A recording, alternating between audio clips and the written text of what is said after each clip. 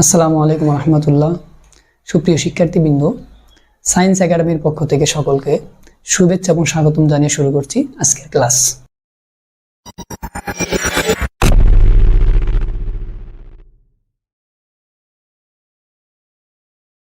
সুপ্রিয় শিক্ষার্থীবৃন্দ, আজকের আলোচনার বিষয় নবম দশম শ্রেণীর রসায়ন দ্বিতীয় অধ্যায় পদার্থের গঠন।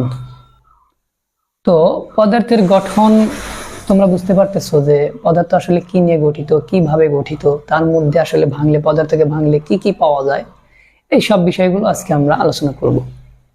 তো প্রথমে তোমাদের এই নবম দশম শ্রেণীর রসায়নের দ্বিতীয় অধ্যায়ের প্রথম যে টপিকটা সেটা হচ্ছে মৌলিক পদার্থ এবং যৌগিক পদার্থ নিয়ে। তো মৌলিক পদার্থ কোনগুলা? যে পদার্থকে তুমি ভাঙলে, টুকরো টুকরো করলে, ক্ষুদ্র পর্যায়ে যাওয়ার পরে ওই পদার্থ ছাড়া ভিন্ন ধর্মের, ভিন্ন বৈশিষ্ট্যের অন্য কোনো পদার্থ তার মধ্যে তুমি পাবে না, তাহলে সেই পদার্থটাকে আমরা বলবো হচ্ছে মৌলিক পদার্থ। যদি যেমন আমরা বলবো অক্সিজেন, এই যে অক্সিজেন, এই অক্সিজেনকে যদি তুমি ভাঙো তাহলে এই অক্সিজেনকে ভাঙলে অক্সিজেনের দুইটা পরমাণু পাওয়া যায়, অক্সিজেন আর হচ্ছে অক্সিজেন, এই দুইটা হচ্ছে পরমাণু। এই দুইটা পরমাণু মিলে এই একটা অক্সিজেন গ্যাস গঠিত হয়।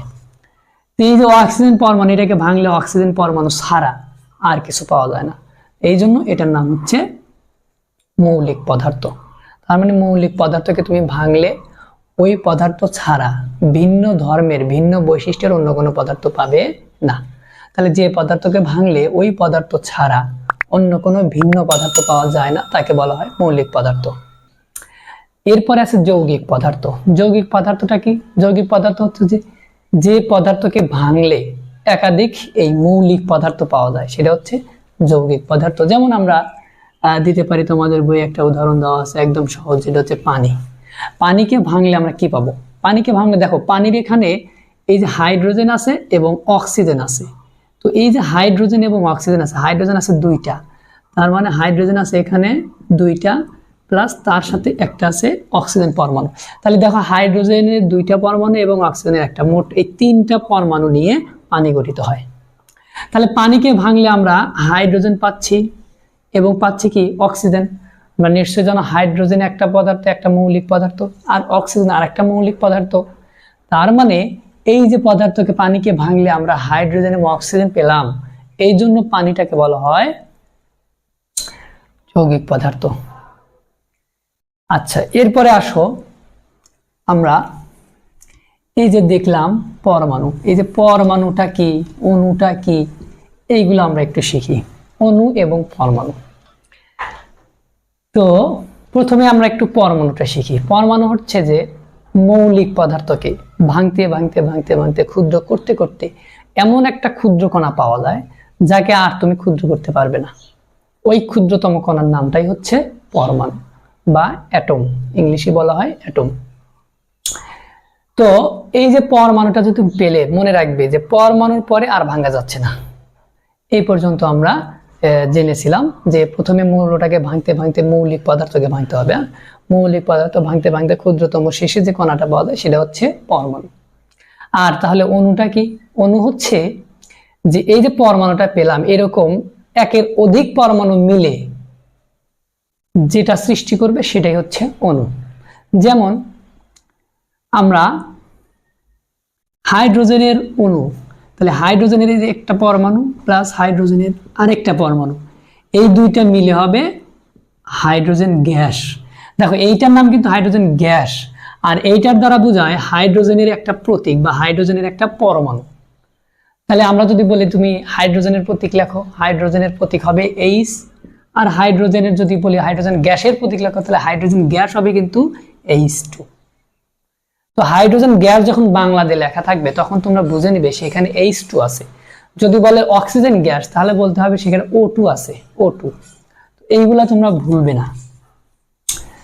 তো এই যে মৌলিক পদার্থকে আমরা ক্ষুদ্রতম কণায় ভাগ করলাম, ভাগ করে শেষে আমরা কি পেলাম? পরমাণু। এই পরমাণু পেলাম, পরমাণু। পরবর্তীতে বিজ্ঞানীরা এই পরমাণু নিয়ে গবেষণা শুরু করে দিল, পরমাণুকে আরো ভাঙার চেষ্টা করলো সবাই। তারপরে পরমাণু ভাঙতে তারা সফল হলো। এই যে পরমাণুটা, এই পরমাণুটাকে ভাঙার পরে দেখা গেল এর ভিতরে কিছু কণিকা পাওয়া যায়, পরমাণুর ভিতরে কি পাওয়া যায়, কিছু কণিকা পাওয়া যায়। আর কি পাওয়া যায়, আর পাওয়া যায় হচ্ছে একটা নিউক্লিয়াস পাওয়া যায়। আচ্ছা, আমরা নিউক্লিয়াসের বিষয়টা পরে আসি। তো পরমাণুকে ভাঙলে আমরা কিছু কণিকা পাই। তো ওই কণিকাগুলোকে মোটামুটি দুইটা ভাগে ভাগ করা যায়। একটা হচ্ছে স্থায়ী কণিকা, স্থায়ী কণিকা, আর হচ্ছে অস্থায়ী কণিকা। অস্থায়ী কণিকা, স্থায়ী কণিকা এবং অস্থায়ী কণিকা। তো এই যে স্থায়ী কণিকা আবার তিন ধরনের স্থায়ী কণিকা এই পরমাণুর মধ্যে পাওয়া যায়। সেটা হচ্ছে ইলেকট্রন, আর একটা হচ্ছে প্রোটন, আর একটা হচ্ছে নিউট্রন। তো এই তিন ধরনের কণিকাকে বলা হয় স্থায়ী কণিকা, স্থায়ী মূল কণিকা। তো এই যে ইলেকট্রন এছাড়া অস্থায়ী কিছু কণিকা পাওয়া যায়।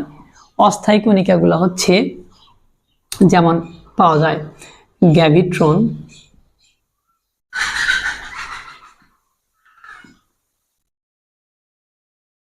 Mason, positron. তো এরকম আরো অনেক কণা পাওয়া যায়। তো এইগুলো হচ্ছে অস্থায়ী কণিকা, অর্থাৎ এগুলা স্থায়ীভাবে থাকে না পরমাণুর মধ্যে। তো আর এই যে স্থায়ী কণিকাগুলো আছে এই তিনটা, যে কোনো পরমাণুর মধ্যে এই তিনটা থাকবে, এই তিনটা স্থায়ীভাবে পরমাণুর মধ্যে থাকে। তাহলে এখন এই যে ইলেকট্রন, প্রোটন এবং নিউট্রন তিন ধরনের কণিকা পেলাম, এই যে তিন ধরনের যেহেতু নাম, তার মানে তিন ধরনের বৈশিষ্ট্য এদের মধ্যে আছে, এরা একটার থেকে একটা আলাদা। কিরকম আলাদা? যেমন ইলেকট্রনকে আমরা ই দ্বারা প্রতীক দ্বারা প্রকাশ করব, প্রোটনকে আমরা পি প্রতীক দ্বারা প্রকাশ করব, আর নিউট্রনকে ছোট হাতের এন প্রতীক দ্বারা প্রকাশ করব। এবং এই ইলেকট্রনের চার্জ হচ্ছে নেগেটিভ, এটা হচ্ছে প্রতীক লিখলাম প্রথমে আমরা, এরপরে লিখছি হচ্ছে চার্জ, এটা হবে পজিটিভ, আর এটা হচ্ছে চার্জ নিরপেক্ষ, অর্থাৎ নিউট্রনের কোনো চার্জ থাকে না। ইলেকট্রনের চার্জ নেগেটিভ চার্জ, প্রোটনের চার্জ পজিটিভ, এবং নিউট্রনের কোনো চার্জ নেই। এরপরে এদের চার্জ গেল, এখন এদের আমরা ভর দেখব যে কি পরিমাণ ভর আছে। তো ভরের দিক থেকে ইলেকট্রনের ভর হয় হচ্ছে 9.11 গুণন 10⁻31 কেজি। তো এইখানে একটু টুইস্ট আছে, সেটা হচ্ছে আমি 31 কেজি লিখলাম, কেউ আবার এটা গ্রামে লিখতে পারে, অথবা তোমাদের প্রশ্নে গ্রামেও আসতে পারে। তো এই যে গ্রামটা কি হবে, গ্রাম ঠিক সেম 10⁻, তোমরা জানো যে 1 কেজি মানে হচ্ছে 1000 গ্রাম। তাহলে এটাকে যদি 1000 দিয়ে গুণন দেই তাহলে 3টা শূন্য কমে যাবে, তার মানে 28 গ্রাম হবে, 10⁻28 গ্রাম। এরপর প্রোটনের ভর হচ্ছে 1.67, 3 গুণন 10⁻27, এটা হচ্ছে কেজি, এটা হচ্ছে কি আছে, কেজিতে আছে। অর্থাৎ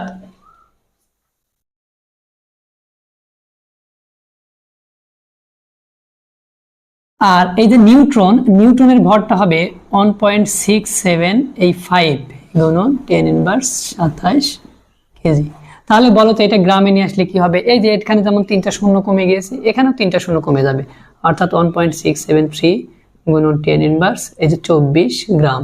এটাও এইটার মতো সেম হবে। এরপরে আমরা দেখো প্রতীক শিখলাম, চার্জ শিখলাম, ভর শিখলাম। আরেকটা জিনিস সেটা হচ্ছে যে এদের আপেক্ষিক ভর নির্ণয় করা যায়। আপেক্ষিক বিষয়টা কি, যে কোনো কিছুর সাপেক্ষে।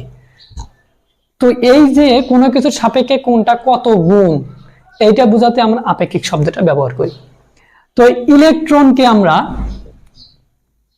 আপেক্ষিক ভাবে চার্জ ভর শূন্য ধরি, আপেক্ষিক ভর, আপেক্ষিক ভর, এটার আপেক্ষিক ভর হবে শূন্য। অর্থাৎ ইলেকট্রনকে আমরা ভর শূন্য বিবেচনা করি, কারণ ইলেকট্রন হচ্ছে একটা পরমাণু চারদিকে এইভাবে ঘুরে বেড়ায়।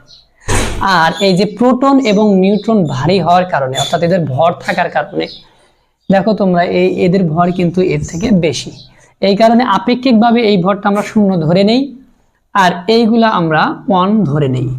অর্থাৎ এইগুলার ভর আমরা অন ধরবো, আর এইগুলোর তুলনায় ইলেকট্রনের ভর অতি নগণ্য হওয়ার কারণে এইগুলার তুলনায় এই ইলেকট্রনের ভরটা শূন্য।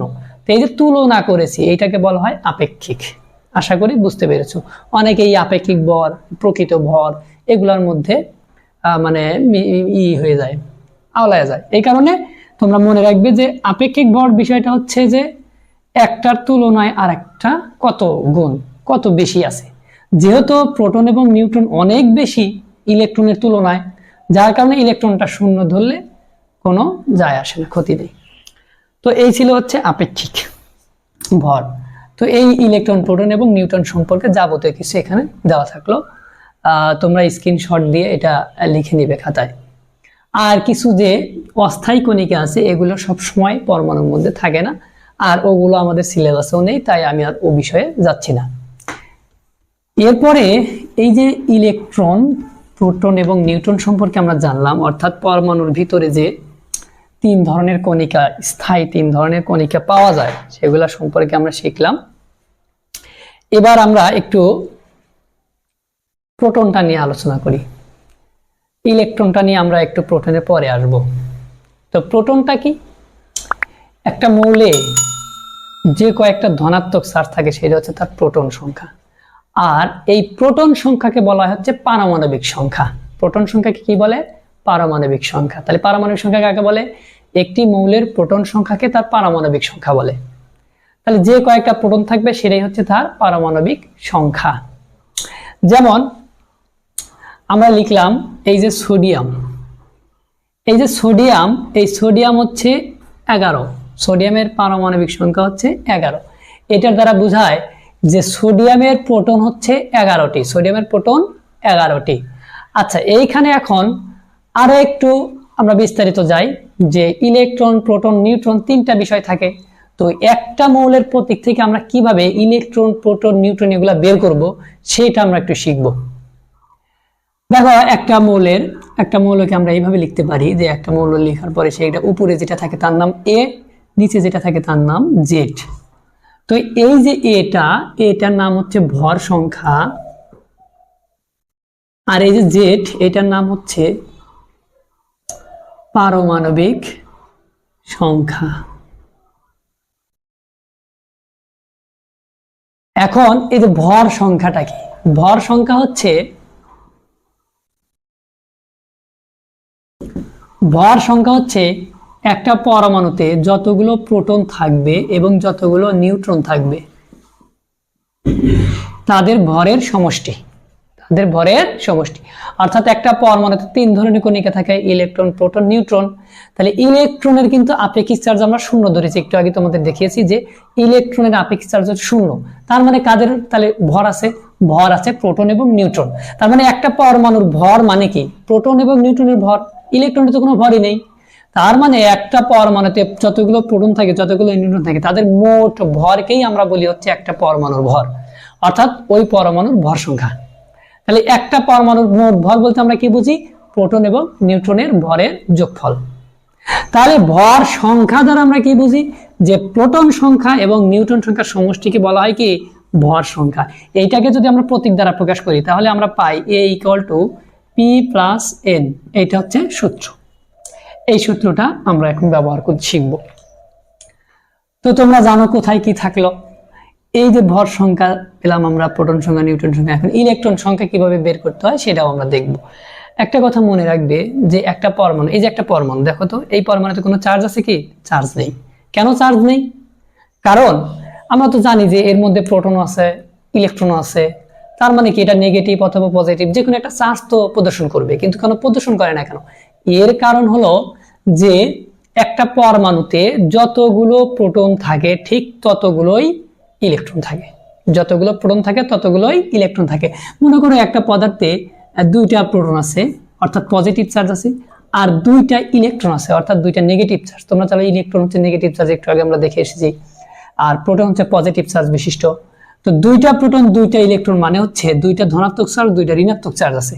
তো এই যে ধনাত্মক এবং ঋণাত্মক পরস্পরকে প্রশমিত করে দেয়, পরস্পরের যে কার্যক্ষমতা, ক্রিয়া প্রতিক্রিয়া সেটাকে প্রশমিত করে দেয়। এই পজিটিভ এই নেগেটিভ এই পজিটিভের চার্জকে প্রশমিত করে দেয়, এই নেগেটিভ এই পজিটিভ প্রশমিত করে দেয়। ফলে পরমাণুতে মোট চার্জের পরিমাণ সমান হওয়ার কারণে এই ধনাত্মক ঋণাত্মক সমান হয়ে এই একে প্রশমিত করে দেয়, একে প্রশমিত করে, ফলে কোনো চার্জই আর থাকে না।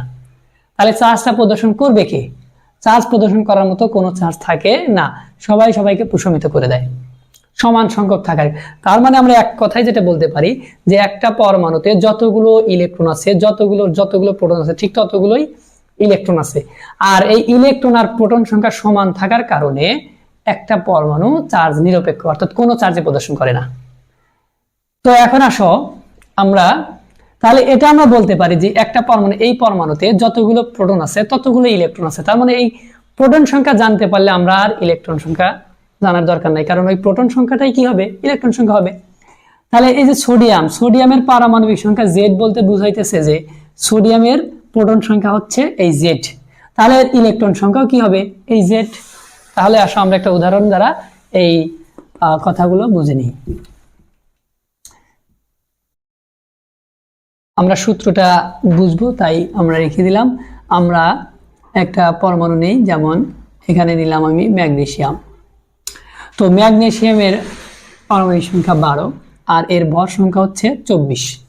তাহলে দেখো এই যে ম্যাগনেসিয়ামের 4টা সংখ্যা আমরা বের করা শিখবো। তাহলে এই ম্যাগনেসিয়ামের আছে হচ্ছে প্রোটন, প্রথমে আমরা প্রোটন লিখি।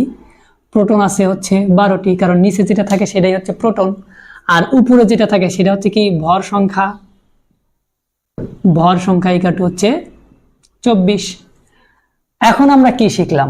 যে ভর সংখ্যা ইকাল টু প্রোটন সংখ্যা প্লাস নিউটন সংখ্যা। তার মানে দেখো এখানে কি দাঁড়াচ্ছে, যে এখানে ভর সংখ্যা আছে 24 আর প্রোটন সংখ্যা আছে হচ্ছে কত? 12। আর এই যে নিউটন সংখ্যাটা দেওয়া নেই, তার মানে নিউটন সংখ্যাটা আমাকে বের করতে হবে। তাহলে দেখো এই যে 12টা এখানে প্লাস আছে, এই পাশে আসলে এই 24-এর সাথে মাইনাস হবে, মাইনাস হলে ও পাশে n থাকবে। তার মানে এই 12 ইকুয়াল টু n, অর্থাৎ এই যে n এর মান কত? 12, অর্থাৎ নিউটন সংখ্যা কয়টি পেলাম আমরা? 12টি পেলাম। তাহলে এই ম্যাগনেসিয়ামে এই যে সূত্র থেকে আমরা 12 পেলাম, নিউটনের সংখ্যা পেলাম, তাহলে আমরা এখানে লিখতে পারবো নিউটন সংখ্যা 12টি। এখন ইলেকট্রন সংখ্যা কতটি? তোমরা জানো এখানে কোনো চার্জ নেই, ম্যাগনেসিয়ামের এখানে কোনো চার্জ নেই। তাহলে যেহেতু চার্জ নেই সেহেতু ম্যাগনেসিয়ামের ইলেকট্রন হবে কতটি? 12টি। এই হচ্ছে ম্যাগনেসিয়ামের 3 প্রকারের কণিকা। এখন এসো আমরা আরেকটু ভালোভাবে শিখি এটা, যে অনেকভাবে প্রশ্ন এরকম আসতে পারে। যে আমি একটু দিই, এখানে লিখে দেই যে ম্যাগনেসিয়াম 2+ এর ভর সংখ্যা, এর 4টি সংখ্যা আমরা বের করব। তাহলে দেখো 4টি সংখ্যা কি কি? ভর সংখ্যা, প্রোটন সংখ্যা, এরপরে নিউট্রন সংখ্যা, এরপরে ইলেকট্রন সংখ্যা। দেখো ম্যাগনেসিয়াম 2+ বলতে কি বোঝাচ্ছে? ম্যাগনেসিয়াম 2+ বলতে বোঝাচ্ছে যে ম্যাগনেসিয়াম 2টা ইলেকট্রন দান করে দিয়েছে। তার মানে এখন ম্যাগনেসিয়ামের 2টা ইলেকট্রন কম আছে, কিন্তু প্রোটন সংখ্যা তো আর দান করা যায় না, প্রোটন তো দান করা যায়। তার মানে প্রোটন ঠিক ওরকমই আছে, অর্থাৎ এখানে প্রোটন কয়টা আছে? 12টি আছে। আচ্ছা, ভর সংখ্যা হচ্ছে প্রোটন সংখ্যা এবং নিউট্রন সংখ্যার সমষ্টি। এখানে কি প্রোটন বা নিউট্রন কোনো কিছু দান করেছে ম্যাগনেসিয়াম? না, শুধুমাত্র 2টা ইলেকট্রন দান করেছে। তার মানে 2টা ইলেকট্রন শুধু কম আছে আর বাকি সব কিছু সেম আছে। তাহলে ভর সংখ্যা কত আছে? 12টি। নিউটন কত হবে? ভর সংখ্যা আছে 24। হ্যাঁ, নিউটন আছে তাহলে কয়টি? এই যে 24 থেকে 12 বিয়োগ করলেই আমরা নিউটন সংখ্যা পেয়ে যাই, একটু আগে দেখলাম। তার মানে এখানে হচ্ছে 12টি। এখন আসো ইলেকট্রন সংখ্যা। আমরা জানি ইলেকট্রন সংখ্যা হচ্ছে প্রোটন সংখ্যার সমান, কিন্তু এইখানে ম্যাগনেসিয়ামটা আয়ন উৎপন্ন করেছে, অর্থাৎ 2টা ইলেকট্রন সে দান করেছে। তার মানে ইলেকট্রন 2টা কম থাকবে, অর্থাৎ প্রোটন থেকে এই 2টা ইলেকট্রন বাদ দিতে হবে। তাহলে কয়টা থাকবে? 10টা। অর্থাৎ এই ম্যাগনেসিয়াম 2+ এর ইলেকট্রন হচ্ছে 10টি। আশা করি এই টপিকের প্রশ্নগুলো তোমরা এখন পারবে।